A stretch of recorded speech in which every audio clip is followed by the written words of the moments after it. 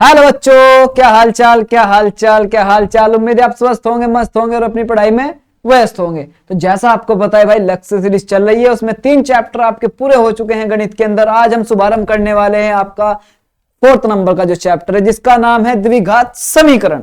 और आज हम इसका इंट्रोडक्शन लेंगे और हम केवल ऐसा नहीं पढ़ेंगे कि बस एनसीईआरटी के हिसाब से हम पढ़ते जा रहे हैं और क्वेश्चन लगाते जा रहे हैं। नहीं, हम इसके बारे में एक एक चीज पहले समझेंगे। बहुत सारे इसके पार्ट लेके आऊंगा, क्योंकि कम समय में समझाना है चीजों को। तो कम समय में थोड़ा थोड़ा पढ़ेंगे तो हैबिट भी अच्छी बनेगी, और कंटिन्यूअस पढ़ते रहेंगे तो भैया आपके सारे डाउट क्लियर हो जाएंगे। टाइम से सिलेबस पूरा होगा यही यूट्यूब पर ही। समझ में आई बात? और तुम टॉप करोगे, ये मेरी गारंटी है। लेकिन लेक्चर को पूरा देखना, अपने सभी दोस्तों को भेज दे। नया है तो सब्सक्राइब करके रख ले। मेरा नाम रक्षित रावल है और मैं तुम्हें यहाँ वेदांत यूपी बोर्ड पर पढ़ा रहा हूं भैया, गणित और विज्ञान। ठीक है, ये वेदांत यूपी बोर्ड ना तुम्हें टॉप कराएगा, टॉप, वो भी फ्री में बता रहा हूं मैं। तो इसीलिए यहाँ पे देखो पहले ध्यान से, द्विघात समीकरण हम आज पढ़ेंगे। लेकिन इसके बारे में हम पढ़ने वाले क्या है, इसमें पहले भूमिका देखेंगे थोड़ी सी, हम इसकी परिभाषा देखेंगे, इसकी पहचान कैसे करते हैं, कौन सा द्विघात समीकरण कौन सा नहीं, और वास्तविक जीवन में इसके क्या क्या उपयोग है वो हम देखने वाले हैं। यानी कि सभी चीजें हम इसमें कवर करेंगे थोड़ी थोड़ी करके, एग्जाम्पल्स के साथ, इंटरेस्टिंग तरीके से। तो थोड़ा देख, बस एक बार देख भाई। ये अब यहाँ पे सबसे पहले हम लेक्चर में भूमिका द्विघात समीकरण तो बता चुका हूं, उसका मानक रूप क्या होता है, वास्तविक जीवन में इसकी क्या समस्या है, कुछ उदाहरण भी हम हल कर देंगे।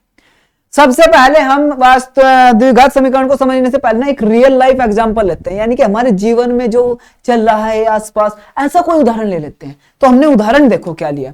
उदाहरण यह है भैया कि एक ट्रस्ट है, ट्रस्ट जानते हो, धर्मार्थ ट्रस्ट, यानी कि एक पूरा ट्रस्ट चला रखा है, कम्युनिटी चला रखी है, जहां पे बहुत सारा मतलब पैसा आएगा, दान करेंगे, वो वहां सेवा करेंगे, ऐसा कोई ट्रस्ट है। ठीक है, वो ट्रस्ट क्या चाहता है भाई, 300 वर्ग मीटर क्षेत्रफल का प्रार्थना कक्ष बनाना चाहता है। वो एक प्रार्थना कक्ष बनाना चाहता है जहां पे प्रार्थना कर सके, और वो कितना होना चाहिए, 300 वर्ग मीटर क्षेत्रफल का होना चाहिए। यानी कि वो जो कक्ष बनेगा भैया, वो कैसी शेप का बनेगा, आयत की शेप का बनेगा। तो वो जो कक्ष होगा वो आपका आयत की शेप का होगा, आपको दिख रहा होगा।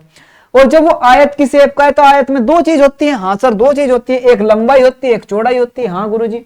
और उसका क्षेत्रफल, क्योंकि जिसके सामने वर्ग मीटर लग जाए या वर्ग सेंटीमीटर लग जाए या metre square, centimetre square, kilometre square, कुछ भी लग रहा हो, समझ लो वो क्षेत्रफल है।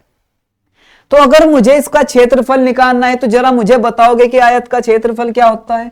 कौन कौन बच्चा बताएगा कि आयत का क्षेत्रफल क्या होता है, यानी कि रेक्टेंगल का क्षेत्रफल। आयत का क्षेत्रफल, एरिया ऑफ रेक्टेंगल क्या होता है भैया, सर जी लंबाई गुणा चौड़ाई। सर जी लंबाई गुणा चौड़ाई, अगर इसको हम हिंदी में ही लिखें तो सर हम लिख देंगे लंबाई गुणा चौड़ाई। सर अगर मेरे पास लंबाई है और चौड़ाई है तो मैं उसकी गुणा कर दूंगा तो मेरे पास इसका क्षेत्रफल आ जाएगा। लेकिन क्षेत्रफल तो तुझे दे रखा है 300 मीटर स्क्वायर। हाँ गुरुजी, तो मुझे क्या चाहिए, लंबाई और चौड़ाई चाहिए। तो हम मेरे पास इसकी लंबाई और चौड़ाई नहीं है, तो कैसे करेगा, बता कैसे निकाल लेगा इसकी लंबाई चौड़ाई। अगर तुझे कोई ये बोल के चला जाए भाई मुझे एक कक्ष बनाना है 300 मीटर स्क्वायर का, और बस तू बता इसमें कितनी लंबाई होनी चाहिए, कितनी चौड़ाई होनी चाहिए, कैसे फाइंड करेगा। तो वही तो आज हम देखने वाले हैं ना। चलिए एक काम कर ले, छोटी सी चीज मान ले। हम सबसे पहले यही करते हैं ना, हम सवाल में ऐसे ही करते हैं, तो इसमें भी कर लेते हैं। चलो हमने मान लिया, तो इसने एक शर्त भी दे रखी है, लेकिन एक शर्त तुझे दे के गया है कि जो लंबाई होगी ना भाई लाडले, लंबाई चौड़ाई तो देख कितनी होगी, लेकिन जो लंबाई होगी वो चौड़ाई की 2 गुनी और प्लस 1 मीटर।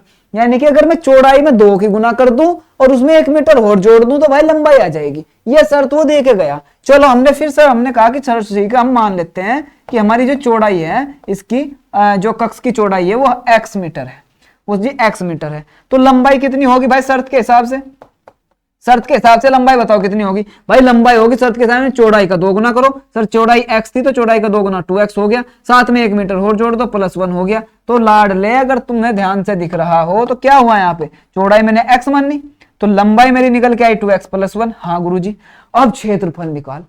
अभी मैं तुझे द्विघात समीकरण बताने वाला हूं, ध्यान से देखना कहां जाएगी चीजें। तुझे कैसे पता चलेगा कि द्विघात समीकरण हमारे जीवन में कितनी महत्वपूर्ण है, कहां कहां काम आती है। सर हमें पता है जो एरिया होता है, जो क्षेत्रफल होता है गुरुजी, जो क्षेत्रफल होता है वो लंबाई गुणा चौड़ाई होता है जी, वो लंबाई गुणा चौड़ाई होता है गुरुजी। हाँ भाई ये तो हमें पता है भाई। लंबाई कितनी निकालनी भैया, 2x + 1, और चौड़ाई की मैं इसमें गुणा कर दूंगा। हाँ जी चौड़ाई x है, तो जैसे ही मैं इसमें x की गुणा करूंगा, और क्षेत्रफल कितना है भैया 300। क्षेत्रफल कितना है 300, क्योंकि इसने दे रखा कि 300 वर्ग मीटर का क्षेत्रफल मुझे निकालना है। सर क्षेत्रफल 300 है, सर लंबाई 2x + 1 है, सर चौड़ाई x है जो हमने मान रखी। यहां से क्या बनेगा, मेरे साथ साथ बनाओ, यहां से क्या बनेगा, सर ये 300 इधर ही रहेगा, अगर मैं x के अंदर गुना कर दूं तो x की 2x में गुना करूंगा तो 2x स्क्वायर हो जाएगा, क्योंकि x की x में करके x स्क्वायर आ जाएगा, प्लस x की मैं 1 में करूंगा तो x हो जाएगा। अरे सर यहाँ से कुछ तो बनता नजर आ रहा है, यहाँ से कुछ तो बनता आ रहा है। मैं इसको ऐसे लिख सकता हूँ 2x स्क्वायर प्लस x। मान ले इस साइड को इसको इधर ले गया, इसको इधर ले गया तो कोई फर्क नहीं पड़ेगा। अगर मैं पूरी की पूरी साइड इस साइड ले जाता हूँ, ये साइड पूरी की पूरी उस साइड ले जाता हूँ, कोई फर्क नहीं पड़ने वाला। और बराबर में आ गया 300। अरे वाह सर ये 300 भी इधर ही ले आओ, सर ये 300 भी इधर ही ले आओ। हाँ भाई 300 इधर ही ले आता हूँ, चलो माइनस का 300, उधर प्लस का था, इधर माइनस का 300। अरे ये क्या बना, ये क्या बना भाई, ये क्या बना सर, ये तो एक समीकरण बन गई। सर ये तो एक समीकरण बन गई। हमने बहुपद में पढ़ा था जिसकी घात 2 होती है, जिसमें चर की सबसे बड़ी घात देखी जाती है, और वो सबसे बड़ी घात अगर 2 हो जाए सर वो द्विघात बहुपद था, वो द्विघात बहुपद था। याद आया, याद आया कुछ? देख ध्यान से, देख ध्यान से मैं क्या बता रहा हूं।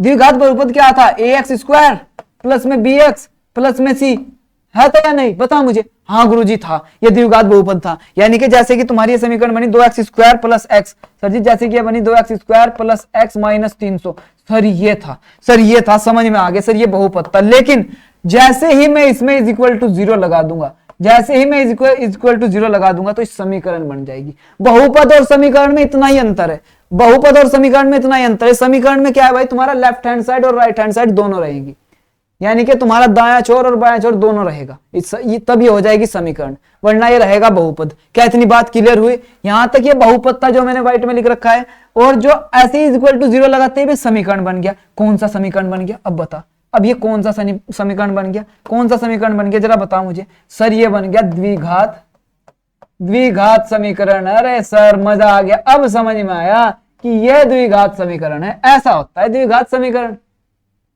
और ये द्विघात समीकरण का अगर तुझे दिख रहा हो क्या है लाडले, मानक रूप है। सर मानक रूप है। सर हमने बहुपद का पूरा लेक्चर देखा था, अब तो सब कुछ समझ आ गया, अब तो सब कुछ समझ आ गया। और सर नहीं भी देखा हो तब भी समझ आ गया। इतना याद रखना, किसी भी समीकरण में अगर कोई चर है, अगर कोई चर है, चर मतलब x या y या z, यानी कि अंग्रेजी वर्णमाला का अगर कोई भी उसमें अक्षर तुम्हें दिखाई दे और उसकी सबसे पहले तुम्हें देखनी है घात, इसकी घात कितनी है 2, इसकी घात कितनी है 1, तो सबसे बड़े वाली घात देखनी है, सबसे बड़े वाली घात देखनी है। अगर सबसे बड़े वाली घात उसकी 2 है तो समझ ले भैया, अगर सबसे बड़े वाली घात उसकी 2 है तो समझ ले वो द्विघात है, वो द्विघात है। और उसमें 2 साइड है, लेफ्ट हैंड साइड भी राइट हैंड साइड भी, फिर वो समीकरण है, फिर वो भैया समीकरण है। क्या इतनी बात समझ में आई, क्या इतनी बात समझ में आई? अगर उसमें एक ही साइड है तो मैं बोल दूंगा बहुपद है, अगर उसमें एक ही साइड है ऐसा करके 2x स्क्वायर प्लस में x माइनस में 300, अगर केवल ये है तो मैं बोल दूंगा सर ये द्विघात बहुपद है, सर ये द्विघात बहुपद है, सर ये द्विघात बहुपद है। क्या इतनी बात क्लियर हुई? और जैसे ही इसमें इक्वल टू 0 यानी कि left hand side right hand side दोनों आ गई, दोनों आ गई तो ये बन गया समीकरण। अब बता समझ में आई नहीं? बहुपद हमने पढ़ा था, हाँ सर पढ़ा था सर। और बहुपद का जो मानक रूप था, द्विघात बहुपद का जो मानक रूप था सर, वो ax स्क्वायर प्लस में bx, ax स्क्वायर प्लस में bx और प्लस में c था सर। ये था सर इसका मानक रूप, ये था सर इसका मानक रूप। हाँ या ना, हाँ या ना, बस इतना बता दे। हाँ गुरुजी, है ना, ये इसका मानक रूप था, ये इसका मानक रूप था। लेकिन जैसे ही इसके मानक रूप में 0 ऐड कर दिया मैंने, जैसे ही बहुपद के मानक रूप में 0 जो दूसरी साइड लगा दिया, left hand side right hand side बराबर कर दी, वो बन गया द्विघात। ये होता है द्विघात समीकरण। तो अब यहां पर हमने देखा कि रियल एग्जांपल हमने लिया कि कोई हमें बोल गया कि हमें कमरा बनाना है भैया, 300 मीटर स्क्वायर उसका एरिया होना चाहिए, और उसमें एक शर्त है कि लंबाई चौड़ाई से ना 2 गुनी कर दो और उसमें 1 मीटर और जोड़ दो, लंबाई चौड़ाई से 2 गुनी करके उसमें 1 मीटर और जोड़ दो। ये शर्त वो दे गया। तो इस शर्त का उपयोग करके हमने चौड़ाई को माना x, तो लंबाई शर्त का उपयोग करके हो गई 2x प्लस 1, और हमें पता है जो क्षेत्रफल निकलेगा वो आपका लंबाई गुना चौड़ाई निकलेगा। मैंने उनकी गुणा करी और क्षेत्रफल 300 था वो बराबर में रखा, यहां से एक समीकरण बनी। उस समीकरण में मैंने देखा कि इसमें चर है और चर की घात जो है ना सबसे बड़ी घात 2 है, इसका मतलब सर ये द्विघात समीकरण है। और अब द्विघात समीकरण से मैं इस x का मान निकाल लूंगा, और जैसे ही x का मान निकलेगा वहां चौड़ाई आ जाएगी, x का मान इसमें रखते ही यहां पे लंबाई आ जाएगी। तो मैं लंबाई और चौड़ाई को ज्ञात करने के लिए द्विघात समीकरण का उपयोग कर सकता हूं। इतना जरूरी होता है द्विघात समीकरण हमारी लाइफ में। अब कोई प्रॉब्लम है क्या? इतना बता, समझ आई बात? समझ आई बात? द्विघात समीकरण समझ गया क्या होता है, उसका मानक रूप समझ गया क्या होता है, ax square plus B X plus C बराबर 0। वही बहुपद में 0 ऐड कर दे, वो हो गया उसका तुम्हारा, है ना सर जी। लेकिन इसमें कंडीशन थी सर जी, इसमें एक कंडीशन भी थी, ये कंडीशन भी थी, तो सर बहुपद में कंडीशन थी, वो कंडीशन नहीं आपने लिखी सर, वो कंडीशन नहीं आपने लिखी बेटा। इसमें कंडीशन ये थी कि इसके अंदर ना a does not equal to 0, a 0 के बराबर नहीं होगा, a 0 के बराबर नहीं होगा। अगर इसमें a 0 के बराबर होगा तो ही सोच के देख, अगर इसमें a 0 के बराबर हो गया यानी कि 0x स्क्वायर और प्लस में फिर तुम्हारा bx प्लस में c बराबर में 0, तो ये तो पूरा 0 हो गया, तो बचा क्या, bx प्लस c बराबर में 0। हाँ गुरुजी ये बच गया। इसमें घात कितनी है, एक घात वाला तो मेरे लाडले तुम्हारा एक घात वाला तो रैखिक होता है, एक घात वाला तो रैखिक होता है। समझ में आई बात या नहीं आई? जिसमें चर की घात 1 हो तो रैखिक होता है, इसीलिए a 0 नहीं होगा। अब इस उदाहरण से समझ ले, जैसे कि यहाँ 2 लिखा हुआ, सपोज कर 2 की जगह 0 आ जाए, सपोज कर यहाँ 2 की जगह 0 आ जाए, तो 0x स्क्वायर और प्लस में x माइनस में 300 बराबर 0 हो जाए। अब ये तो पूरा 0 हो जाएगा, तो x माइनस 300 बराबर में 0। अब x की घात कितनी रह गई, एक घात वाला क्या होता है भैया, रैखिक होता है। क्या है, द्विघात बचा, क्या है, द्विघात बचा। तो अगर a ही 0 हो जाएगा तो वो समीकरण द्विघात नहीं रहने वाली, अगर a ही 0 हो जाएगा वो समीकरण द्विघात नहीं रहने वाली। इस प्रकार से हम द्विघात समीकरण का मानक रूप लिखते हैं और पता करते हैं कौन सी द्विघात समीकरण है कौन सी नहीं। चलो अब तुम बताओगे कुछ एग्जांपल से कौन सी द्विघात समीकरण है और कौन सी नहीं। ये रहा भैया, यहाँ परिभाषा भी आप देख सकते हो इसकी, ठीक है नहीं, ये मैंने तुम्हें उदाहरण से समझाया पूरा रियल लाइफ एग्जांपल लेके।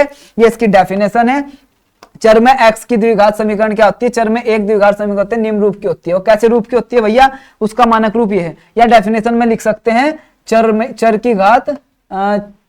की जो घात होती है ना भैया, वो जिसकी 2 होती है वही द्विघात समीकरण है, ठीक है नहीं। अब ये तुम्हारा इसका मानक रूप है, और मानक रूप कैसा है, जहां a b c वास्तविक संख्याएं हैं, यानी कि a b c तुम्हारे वास्तविक संख्याएं हैं, रियल नंबर हैं, यानी कि यहाँ पे कोई ना कोई नंबर आएगा, और जो तुम्हारा x है वो चर है, x है वो चर है, और जो a है वो does not equal to 0। x तुम्हारा चर है और जो a आएगा तुम्हारा भैया वो does not equal to 0, a 0 के बराबर नहीं होगा। इसका कारण मैं सिखा चुका हूं। अब यहाँ पे कुछ चीजें लिखी हुई हैं, उनको आप देख सकते हो बड़े अच्छे से। सर एक्स स्क्वायर का गुणांक क्या होगा, इसमें एक्स स्क्वायर का गुणांक यानी कि एक्स स्क्वायर के साथ जो गुणा में आ रहा है उसका गुणांक होगा, तो एक्स स्क्वायर का गुणांक क्या होगा भैया, a, जिसको हम कोफिशिएंट भी बोलते हैं।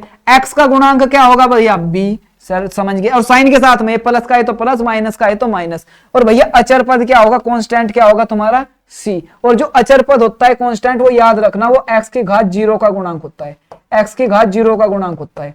ऐसा भी हम लिख सकते हैं। सर कैसे, सर कैसे, अरे भैया ऐसे, अब तूने लिखा था ax स्क्वायर प्लस में bx प्लस में c, यहाँ x की घात 2 थी, यहाँ x की घात 1, यानी कि घटते क्रम में हम घात लिखते हैं, घटते क्रम में हम घात लिखते हैं, सबसे बड़ी फिर उससे छोटी, फिर यहाँ x की घात उससे छोटी कितनी हो जाएगी, 0। और हमें यह भी पता है कि अगर किसी की भी घात 0 हो तो उसका मान 1 होता है, उसका मान 1 होता है। तो अगर मैं इसे ध्यान से देखूं, अगर मैं इसे ध्यान से देखूं तो क्या c के साथ गुणा में 1 था, सबके साथ गुणा में 1 होता है, तो मैंने इस 1 की जगह x की घात 0 रख दिया। तो कुछ प्रॉब्लम आई तुझे, कुछ प्रॉब्लम आई तुझे? तो एक्स स्क्वायर का गुणांक क्या हुआ भैया a, x की घात 1 का गुणांक क्या हुआ b, x की घात 0 का गुणांक क्या हुआ c, और इसको हम अचर पद भी कहते हैं। ये पूरी इंफॉर्मेशन आपकी किसके बारे में हो गई भैया, द्विघात बहुपद के। मानक रूप स्टैंडर्ड फॉर्म हम इसकी देख चुके हैं, ठीक है नहीं, मानक रूप हम देख चुके हैं, ये मानक रूप ही है, इसका स्टैंडर्ड फॉर्म ही है। चलो अब कुछ उदाहरण है, ये तुम बताओगे। नीचे दी गई समीकरण देखो और पहचानो कौन सी द्विघात है। अब नीचे ये समीकरण दे रखे, बस तुम्हें पहचानना है कौन सा इसमें द्विघात है। पहचान लोगे, जिसमें सर चर की सबसे बड़ी घात 2 होती है वो हमारा द्विघात बहुपद होता है। हमें बहुत सिंपल से पता है इस बात का। चल बता फिर, अगर तुझे पता है तो मेरे लाडले, वाह वाह वाह, हद कर दी तूने तो। ये अगर तुझे समीकरण दिख रही है तो इसमें x की घात 2 है और x की घात 1 है। हम सभी चर की चेक करेंगे और उस चर में सबसे बड़ी घात देखेंगे। तो चर में सबसे बड़ी घात तो 2 है, 2 है तो मेरे लाड लगा दे टिक, यह द्विघात बहुपद है। अब मैं तेरे से पूछता हूं द्विघात बहुपद में एक्स स्क्वायर का गुणांक बता। तू कहेगा एक्स स्क्वायर का गुणांक सर जी 2 है, यानी कि a की वैल्यू 2 है, क्योंकि एक्स स्क्वायर का गुणांक तो a होता है गुरुजी। एक्स स्क्वायर का गुणांक क्या है भैया, एक्स स्क्वायर का गुणांक तो सर जी a है, इसके अंदर एक्स स्क्वायर का गुणांक हमारा a है। और x का गुणांक कितना है मेरे लाडले, x का गुणांक बता जल्दी। सर x का गुणांक है b, और अचर पद या x की घात 0 का गुणांक बता मुझे। x की घात 0 का गुणांक, जिसको मैं अचर पद भी बोलता हूं, जिसको मैं अचर पद भी बोलता हूं सर, वो c है। मजा आ गया, मजा आ गया सर। ये पूरा द्विघात समीकरण है, इसके हमने गुणांक भी लिख लिए, क्या क्या इसके गुणांक है। अब इसमें x का गुणांक कितना है, x का गुणांक जिसके साथ कोई नहीं उसके साथ ऊपर वाला भगवान मेरा महादेव होता है, और यहाँ पे 1 है। क्या है भैया, यहाँ पे 1 है, तो x के साथ में गुणा में 1 है, तो इसका मतलब अगर इसके साथ कुछ नहीं तो 1, तो b की वैल्यू हो गई 1। और जो तुम्हारा c है अचर पद वो कितना है 300, लेकिन साइन के साथ लिखना है, साइन माइनस का, अगर माइनस का आ जाए तो माइनस के साथ हमेशा लिखना, तो c बराबर -300। क्या इतनी बात समझ आई? अब ये बताओ ये द्विघात बहुपद है या नहीं? सर इसमें x की घात 1 है, सर इसमें x की घात 2 है, बिल्कुल द्विघात बहुपद है, ठीक है नहीं। इसका भी तुम मुझे b की वैल्यू बताओ, इसमें b की वैल्यू बताओ, b क्या होता है? सर b x का गुणांक होता है, b x का गुणांक होता है, सर x का गुणांक है -3, सर x का गुणांक है -3। ऐसे हम गुणांक भी निकाल सकते हैं, देखो साथ साथ गुणांक भी निकालते जा रहे हैं। अब इसको बताओ सर इसमें x की घात 1, x की घात 2, सर लेकिन एक समस्या आ गई सर, यहाँ पहले नंबर पे तो x की घात 2 नहीं है, यहाँ पहले नंबर पे तो 2 नहीं है। अबे नालायक, तो इसको पहले लिख ले -3x की घात 2, इसको बाद में लिख ले +4x प्लस में 2। यहां से मैं तुझे क्या समझाना चाह रहा हूं पता है? इस एग्जांपल से मैं तुझे क्या समझाना चाह रहा हूं पता है? इससे मैं कह रहा हूं कि अगर x जो है ना आगे पीछे x की घात पहले छोटे वाली आ गई फिर उसके बाद बड़े वाली आ गई, कोई फर्क नहीं पड़ने वाला, क्योंकि तू बड़े वाली को पहले लिख ले। एक बात बता मुझे, अगर कहीं पे लिखा हुआ है 2 + 5 -6, तो क्या फर्क पड़ेगा अगर तू लिख लेगा -6 + 5 + 2? कुछ फर्क पड़ेगा? जो उत्तर उससे आएगा वही उत्तर इससे निकल के आएगा। यानी कि हम साइन के साथ में एडजस्ट कर सकते हैं उनके प्लेस, साइन के साथ में, जो प्लस का है वो प्लस का, जो माइनस का है वो माइनस का। जैसे माइनस का था हमने शुरू में लिख दिया, कोई फर्क पड़ा? तो अगर कोई समीकरण ऐसे भी है जिसमें जो छोटी घात है वो पहले आ रही है, जो बड़ी घात है वो बाद में आ रही है, कोई फर्क नहीं पड़ता। हमें केवल यह देखना है कि चर की घात कितनी है, सबसे बड़े वाली। तो यहाँ चर की घात 1 है और यहाँ चर की घात 2 है, सबसे बड़ी। क्लियर है इतनी बात? तो जब इसमें मुझे प्राप्त हो गया कि चर की घात सर जी 2 है सबसे बड़ी, तो इसका मतलब ये द्विघात बहुपद है। अब यहाँ आ जाओ, x + 12 = 0, x + 12, सर इसमें तो मैं देख रहा हूँ x + 12 मतलब x की घात 1, सर इसमें तो x की घात 2 है ही नहीं। अब नहीं है तो भैया फिर निशान लगा दे इस पे। कौन सा निशान लगाएगा? ये वाला, कि ये तुम्हारा द्विघात बहुपद नहीं है। समझ में आई एक बात? जब इसमें x की घात 2 ही नहीं है, जिसकी सबसे बड़ी घात 2 होती है, चर की सबसे बड़ी घात जिस समीकरण में 2 होगी उस समीकरण को द्विघात समीकरण बोला जाता है। ऐसा तो लिख सकता है, चर की सबसे बड़ी घात, चर की सबसे बड़ी घात जिस समीकरण की 2 होगी, जिस समीकरण की 2 होती है उसको क्या बोलते हैं भैया? उसे क्या बोलते हैं बता मुझे? द्विघात समीकरण बोलते हैं। ऐसे तो डेफिनेशन भी लिख सकता है खुद से बना के, द्विघात समीकरण कहते हैं। समझ में आई बात? समझ में आई बात? फॉर एग्जाम्पल, उदाहरण के तौर पर 2x² माइनस में x प्लस में 300 बराबर में 0, ये रही। मानक रूप क्या होता है सर? मानक रूप क्या होता है इसका?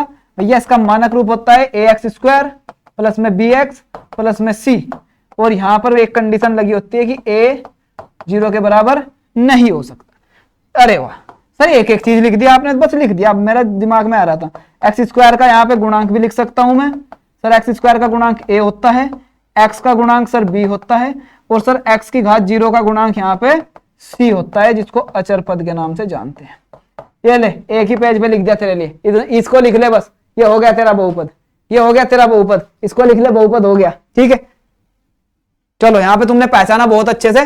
तुम्हारी जो पहली एक्सरसाइज है ना 4.1, उसमें भाई यही है सबसे पहला कि इसमें पहचाना कौन सा द्विघात बहुपद है, कौन सा द्विघात बहुपद नहीं है, और वो मैं तुम्हें अगले लेक्चर में कराने वाला हूं पूरी एक्सरसाइज। लेकिन उससे पहले तुम घर जाके मेरे लाडलो पहचान करोगे, पहले उस समीकरण को हल करोगे। अच्छा, कुछ उदाहरण हम भी ले लेते हैं।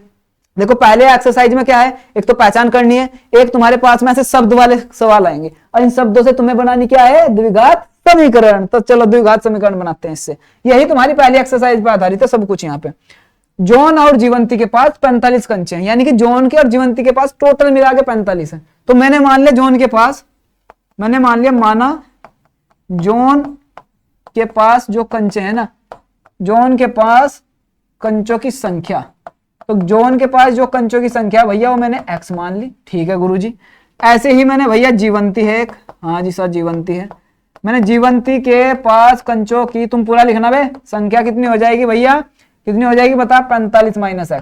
सर कैसे, सर कैसे? एक बात बता, तुम दो दोस्त हो, तुम्हारे पास टोटल मिला के 30 रुपए हैं, तुम्हारे पास रुपए छोड़ दो, कंचे हैं तुम्हारे पास, टोटल मिला के 30 कंचे हैं, तुम दो दोस्त हो, एक दोस्त है ए, एक दोस्त है बी, और दोनों के मिला के 30 कंचे हैं, दोनों के पास मिला के 30 कंचे हैं तुम्हारे, दोनों के पास मिला के 30 कंचे हैं। और मैं कह दूं भाई ए के पास में तो जो है ना 10 कंचे हैं, ए के पास में तो 10 कंचे हैं, तो बी के पास बचा, बता कितने बचे? तू कह देगा सर बी के पास 20 है। क्या करा तुमने, क्या करा तूने बी के निकालने के लिए? तूने क्या किया बी के निकालने के लिए? अगर तू ध्यान से देख रहा हो 30 में से ए वाले को घटा दिया। समझ में आई बात? टोटल 30 कंचे थे दोनों के पास में, ए के और बी के। ए वाले के पास 10 है, तो बी वाले के पास कितने हुए? तो ओरली बता देगा सर जी 20 हो गए। लेकिन उससे पहले किया क्या इसमें क्या मैथमेटिकल इक्वेशन बनी तुम्हारी, क्या सॉल्यूशन हुआ, क्या कैलकुलेशन हुई? इसमें हुआ है कि जो बी है ना उसकी वैल्यू निकालने के लिए तुमने टोटल में से जो टोटल थे कंचे मिला के उसमें से ए वाले के घटा दिए। अगर मुझे किसी एक के पास कंचों की संख्या का पता है और टोटल पता है तो टोटल में से मैं उसके कंचे घटा दूंगा, दूसरे वाले के निकल के आ जाएंगे। क्या इतनी बात क्लियर है? क्या ये उदाहरण समझे? हाँ गुरुजी, ऐसे यहाँ टोटल कंचे 45 थे, ऐसे यहाँ टोटल कंचे 45 थे। जोन के पास x है, जोन के पास कितने हैं? x हैं, तो जीवंती के पास कितने हो गए? 45 माइनस एक्स। सर क्या y नहीं मान सकते? नहीं, क्योंकि नालायक हम द्विघात समीकरण पढ़ रहे हैं, उसमें एक ही चर होगा।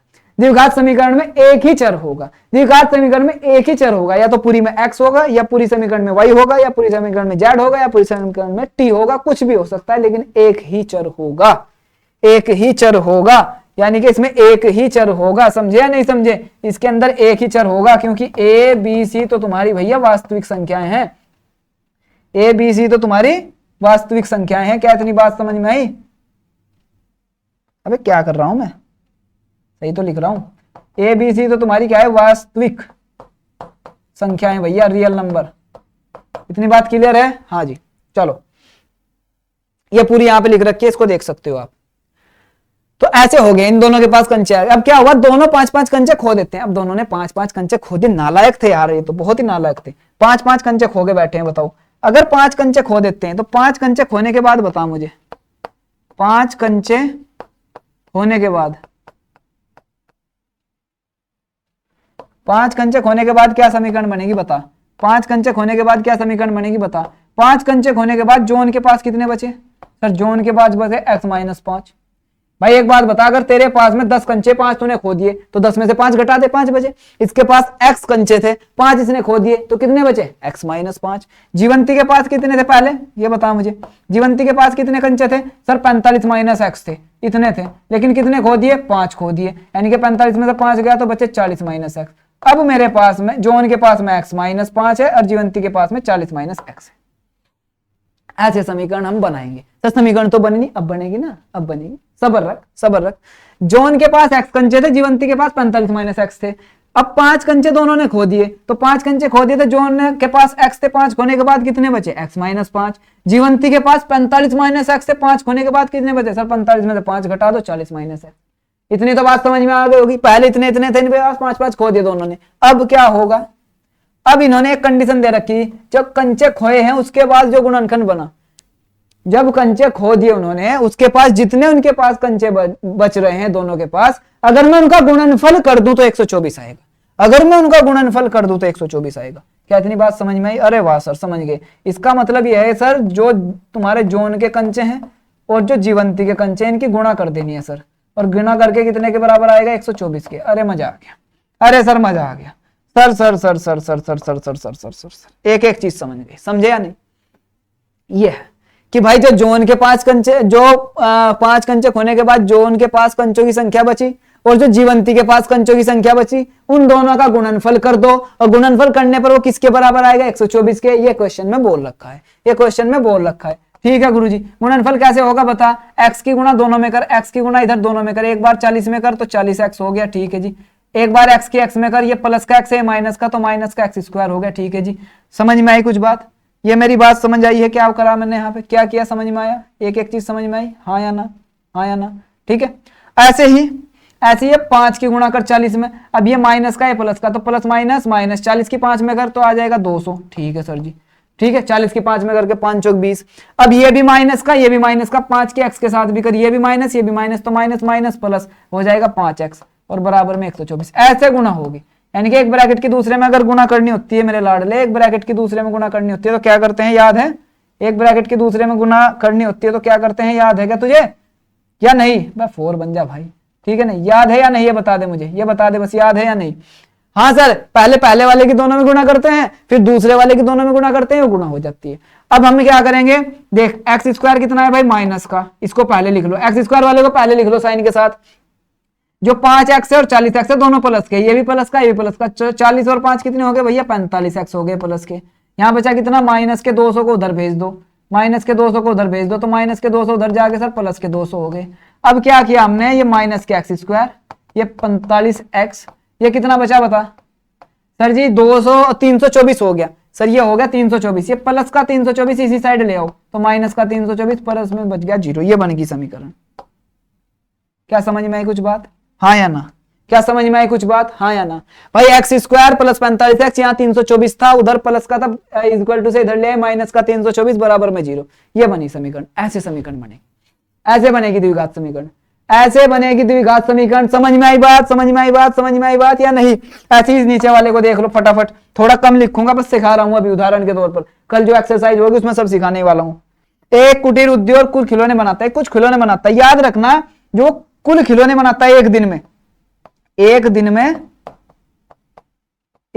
में बनाए गए खिलौनों की संख्या, एक दिन में बनाए गए खिलौनों की संख्या, ये याद रखना। इसमें सबसे पहले खिलौनों की संख्या, एक दिन में वो कितने खिलौने बनाता है भैया, वो बनाता है x, ये हमने माना, ये हम मान के चल रहे हैं, ये हमने मान लिया भाई। एक दिन में वो x जो है ना खिलौने बना लेता है, x खिलौने बना लेता है वो, उसकी फैक्ट्री में x खिलौने बन जाते हैं। मान लो उसकी फैक्ट्री में एक दिन में 200 खिलौने बनते हैं, तो यानी कि यहाँ x बराबर 200। समझ में आई बात? हमें नहीं बताना एक दिन में कितने बना रहा है, एक कुटीर उद्योग कुछ खिलौने बनाते हैं, प्रत्येक खिलौने की लागत इतनी है, हर एक खिलौने की लागत है 55 माइनस एक्स, यानी कि एक खिलौने को बनाने में 55 माइनस एक्स का खर्चा आ रहा है, ठीक है।